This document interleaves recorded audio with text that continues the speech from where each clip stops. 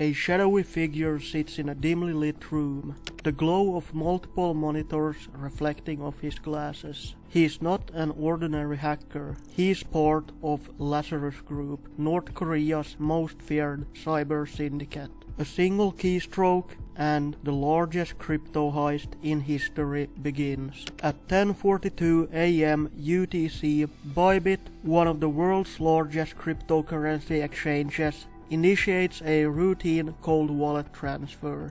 Everything appears normal until seconds later 401,347 Ethereum vanishes. Total value $1.5 billion. This wasn't an inside job. This wasn't brute force. This was a masterpiece of deception. To understand how this heist was possible, we need to go back to 2009, when a new brand of cyber criminals emerged, the Lazarus Group, state-sponsored, military-trained, tasked with one mission: steal billions to fund North Korea's missile program.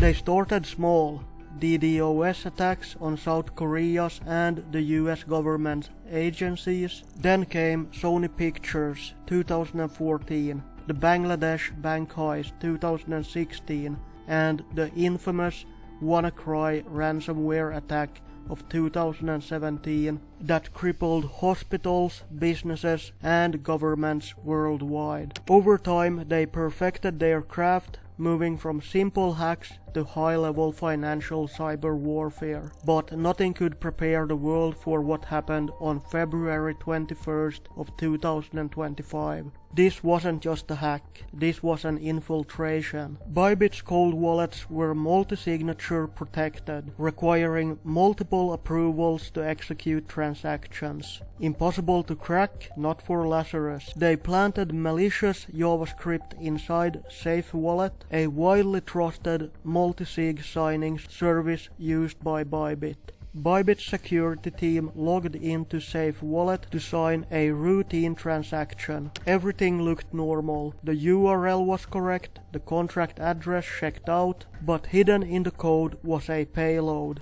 a backdoor function that modified Bybit's signing permissions. The moment Bybit signers approved the transaction, they unknowingly handed over full control to Lazarus. Instantly, a sweep Ethereum function was triggered, draining 401,000 Ethereum to attacker-controlled wallets. The funds were split into 53 wallets, systematically disappeared, and the laundering began. By the time Bybit realized what had happened, it was already too late. Lazarus wasn't just fast, they were operating on another level. Within 2 hours, they have moved $160 million.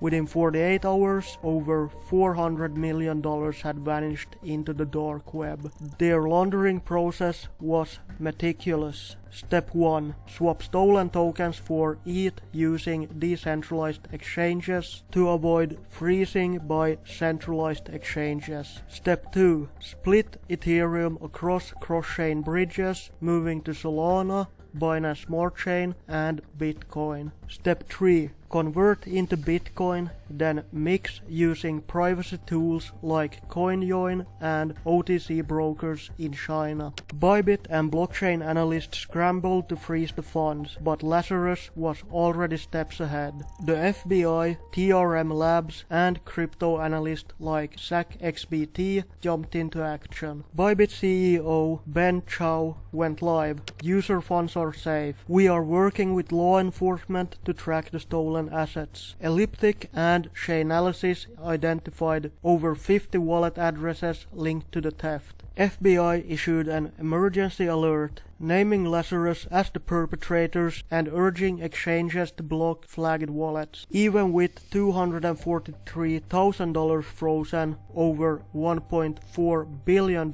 remained missing. Despite the attack, Bybit took swift action. On February 24, 2025, Bybit officially confirmed the ETH gap has been fully closed. A new proof of reserve audit Bybit confirms 100% one-to-one client asset backing. Stronger security measures have been implemented to prevent future incidents. For Lazarus, this wasn't just about money, this was economic warfare. For years, North Korea has relied on crypto hacks to bypass international sanctions and fund its nuclear ambitions. In 2022 alone, US officials estimated that 30% of North Korea's missile program was paid with stolen crypto. So, what happens next? Will law enforcement track down the stolen Ethereum? Will Lazarus strike again? Or is this just the beginning of a new era of cybercrime?